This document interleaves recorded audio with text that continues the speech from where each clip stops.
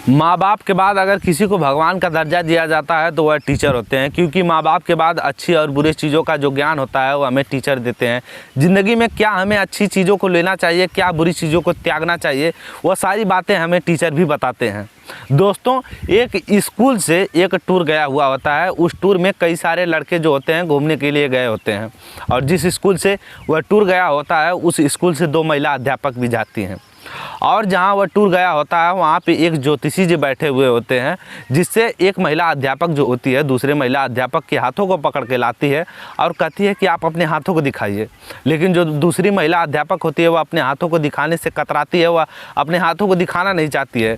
जो इसके बाद जो वहाँ के ज्योतिषी जी होते हैं वह समझ जाते हैं कि कुछ ना कुछ तो मैटर है, या आखिर महिला अध्यापक अपने हाथों को क्यों नहीं दिखाना चाह रही है। तो वह उससे पूछते हैं कि बेटा आखिर तुम्हें क्या हो गया है कि तुम अपने हाथों को दिखाना नहीं चाहती हो। जो महिला अध्यापक होती है वो बताती है कि मेरे दुख का कोई निवारण ही नहीं है, मैं अपने इस वजह से अपने हाथों को नहीं दिखा रही हूँ। जो ज्योतिषी जी होते हैं वह कहते हैं बेटी, इस संसार में कोई ऐसी चीज़ें ही नहीं है जिनका कोई निवारण ना हो, तुम अपने हाथों को दिखाओ तो सही। वह जो महिला अध्यापक होती है वो अपने हाथों को दिखाती है। उसके बाद जो ज्योतिषी जी होते हैं वह उस महिला अध्यापक के कानों में कुछ कहते हैं, और कहने के बाद वह टूर जो होता है वह अपने घर चला आता है। जिसके बाद वह जो महिला अध्यापक होती है जिसके कानों में ज्योतिषी जी कुछ कहे हुए होते हैं, वह एक 13 साल के लड़के के साथ अपनी शादी कर लेती है और वह उसके साथ सुहागरात मनाती है। सुहागरात मनाने की ठीक सुबह जो वह लड़की होती है, जो महिला अध्यापक होती है, वह विधवा हो जाती है। आखिर क्या है इस कहानी की पूरी सच्चाई, इसको जानने के लिए आप हमारे वीडियो के अंत तक जरूर बने रहिएगा। तो नमस्कार दोस्तों, स्वागत है आप सभी का मेरे यूट्यूब चैनल असलियत तक में। दोस्तों, ये जो सच्ची घटना है ये सच्ची घटना है पंजाब की। पंजाब में एक शहर पड़ता है जिसका नाम है जालंधर, और जालंधर में एक इलाका पड़ता है जिस इलाके का नाम है बस्ती बाबा खेल। ये जो सच्ची घटना है ये सच्ची घटना है 17 मार्च 2021 की। तकरीबन 6 दिन बीत चुके थे। एक लड़का जिसकी उम्र 13 साल थी और वह अपने घर से तकरीबन 6 दिन से गायब था। उसकी खोज पड़ताल चल रही थी, लेकिन वह जो लड़का होता है वह तकरीबन 6 दिनों तक गायब होता है। 7वें दिन वह अपने घर आता है, और घर आने के बाद उसको जो उसके परिवार वाले होते हैं, जो उसके माता पिता होते हैं, वह उसको देखकर हैरान परेशान हो जाते हैं, क्योंकि वह जो लड़का होता है उसको देखकर ऐसा लग रहा था कि वह हाल ही फिलहाल में दूल्हा बना हुआ हो, क्योंकि उसके हाथ में जो था वह कंगन बना हुआ था, उसके आँखों में काजल लगा हुआ था, उसके पूरे बदन में हल्दी की महक आ रही थी, और उसको देखकर ऐसा प्रतीत हो रहा था कि वह हाल फिलहाल में दूल्हा बना हुआ था। जिसके बाद जो माँ बाप होते हैं वह उससे सवाल कई सारे पूछने लगते हैं कि आखिर तुम्हारा ये हाल कैसे हुआ है, तुम एक दूल्हे की तरह कैसे लग रहे हो।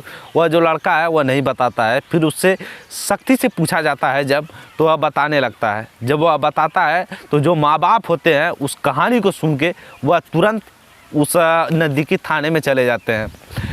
दोस्तों, ये जो कहानी होती है यह कहानी होती है कि एक स्कूल से कई सारे बच्चे टूर पे गए हुए होते हैं। जो कुछ महिलाएं अध्यापक होती हैं, 2 महिला अध्यापक भी उस टूर पे गई होती हैं, और एक ज्योतिषी जी बैठे हुए होते हैं बाहर। उसके पास एक महिला अध्यापक जाती है, अपने हाथों को दिखाती है, दूसरे महिला अध्यापक को हाथों को पकड़ के लेके आती है, उसके भी हाथों को दिखाने की कोशिश करती है।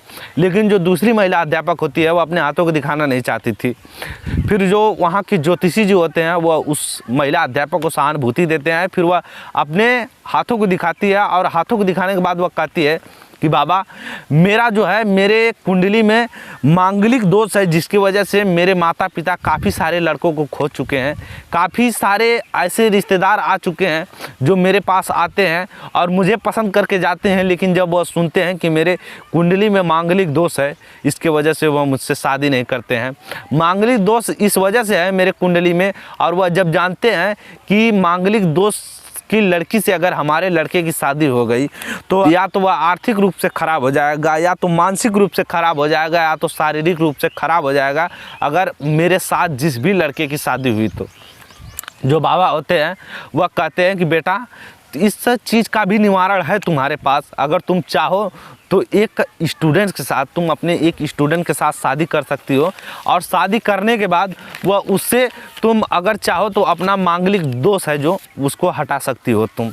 वह जो महिला टीचर होती है उसको इतने अच्छे तरीके से वह जो ज्योतिषी जी होते हैं वह समझा देते हैं कि उसको वह सारी बातें समझ में आ जाती है। वह टूर के बाद जब वह घर पे जाती है अपने, फिर उस बच्चे की तलाश करने लगती है कि आखिर मैं किस बच्चे से शादी करूं और कोई बच्चा ऐसा मिल जाए जो परिवार से काफ़ी ज़्यादा कमज़ोर हो।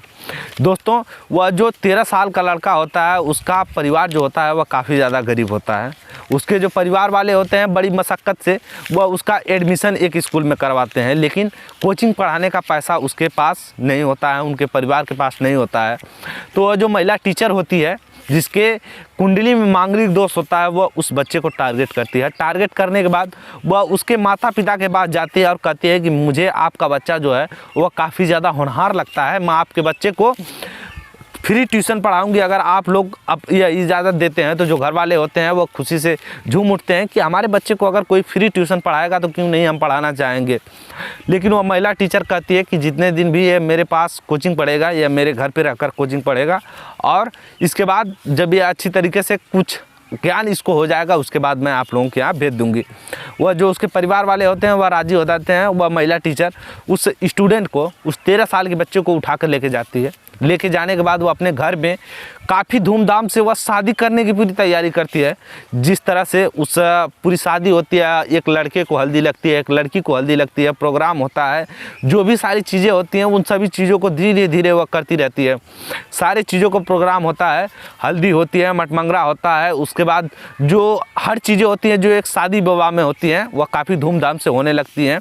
पकवान भी कुछ बनते हैं, काफ़ी कम लोगों का वहाँ एस्टिमेट बनता है क्योंकि ज़्यादा लोगों को वहाँ बुलाया नहीं जाता है।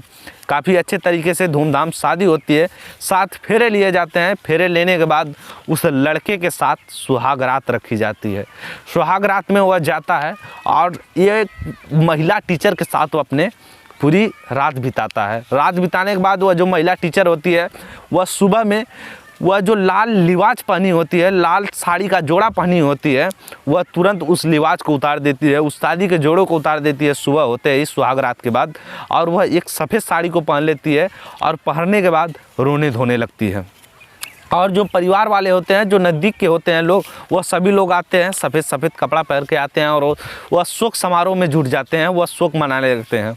और वह जो लड़का होता है वह उसको कुछ समझ में ही नहीं आ रहा था, वह हैरान परेशान हो गया था इन सभी चीज़ों को, वह देखकर इन सभी चीज़ों को रोने लगता है। फिर उसके बाद वह जो लड़का होता है वह अपने घर चला जाता है और घर जाकर अपने माँ बाप से रोते रोते ये सारी कहानियाँ बताता है। दोस्तों, फिर जो ये मामला होता है वह उस नज़दीकी थाने में पहुंच चुका होता है और इस मामले को जब सुनते हैं तो सुनने के बाद पुलिस वाले भी हैरान हो जाते हैं। फिर इस मामले को आखिर इस मामले को संज्ञान कैसे लिया जाए, इस मामले पर क्या किया जाए क्या नहीं किया जाए, पुलिस वालों को कुछ समझ में नहीं आ रहा था। फिर यह जो मामला होता है वहाँ के एक डीएसपी होते हैं जिनका नाम होता है गुरमीत सिंह। यह जो मामला होता है वह जब डीएसपी साहब के यहाँ पहुँचता है तो डीएसपी साहब भी इस मामले को सुन के हैरान हो जाते हैं। फिर उस लड़के को और उस बाबा को बुलाया जाता है। बाबा को बुलाने के बाद आखिर उस बाबा से पूछा जाता है कि बाबा, आखिर आपने ऐसा उस महिला अध्यापक को क्यों बताया कि आप एक लड़के का ज़िंदगी बर्बाद कर दो या उस लड़के के साथ शादी रचा लो। तो जो बाबा होते हैं वह कहते हैं कि हमारे पास इस चीज़ का कोई उपाय ही नहीं था, क्योंकि वह मांगलिक जो उसका दोस्त था वह किसी पुरुष के साथ शादी करने के बाद ही जाता। फिर वह जो डीएसपी साहब होते हैं उस लड़के को बुलाते हैं। उस लड़के को बुलाने के बाद उससे पूछते हैं कि क्या सुहाग रात के टाइम तुम्हारे साथ क्या क्या हुआ था, क्या क्या नहीं हुआ था। वह लड़का नहीं बताता है। फिर उससे सख्ती फिर लगाई जाती है। फिर वह लड़का बता देता है, कहता है कि सुहाग रात के टाइम जो मेरी अध्यापक होती हैं वह मेरे साथ संबंध तो नहीं बनाती हैं, लेकिन जो संबंध एक पति और एक पत्नी की तरह होता है, जो निर्वस्त्र होकर पूरे कपड़े को उतार कर सोया जाता है, वह मेरे साथ कपड़े उतार कर सोई थी, लेकिन हाँ मेरे साथ वह संबंध नहीं बनाती है।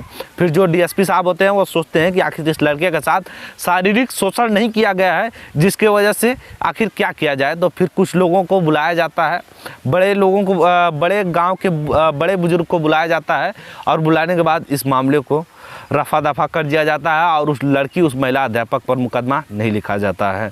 दोस्तों, यह मामला इस वजह से रफा दफा कर दिया जाता है कि अगर किसी लड़की के सच में कुंडली में मांगलिक दोष हो तो जो उसके माता पिता होते हैं वह काफ़ी ज़्यादा हैरान हो जाते हैं। जिस लड़की को कुंडली में कोई दोष नहीं होता है उसको लड़का खोजने के लिए काफ़ी ज़्यादा मशक्क़त लगती है। आखिरकार एक लड़की को अगर मांगलिक दोष है तो उसको लड़का खोज लिया जाएगा, कैसे कितने माँ बाप उसके परेशान हो सकते हैं। इसी वजह को मुद्दा रखते हुए उस मामले को रफा दफा कर दिया जाता है। बाकी दोस्तों, यह पुलिस कहती है कि उस लड़की के माता पिता ने उस लड़की ने जो भी किया है वह सिर्फ शादी करने के लिए किया है और कुछ करने के लिए नहीं किया है, क्योंकि वह जो महिला अध्यापक होती है उसकी उम्र धीरे धीरे निकलती जा रही थी। दोस्तों, इस घटना को सुनाने का हमारा उद्देश्य किसी को परेशान करना है, किसी की प्राइवेसी को लीक करना नहीं है। इस घटना को सुनाने का हमारा उद्देश्य सिर्फ आप लोगों को सच्चाई से उजागर करना है। बाकी ये वीडियो आप लोगों को थोड़ा पसंद आया हो तो लाइक कमेंट शेयर और चैनल सब्सक्राइब करना बिल्कुल मत भूलिएगा। हम मिलते हैं इसी तरह के किसी नेक्स्ट वीडियो में, तब तक के लिए tata, take care, bye bye.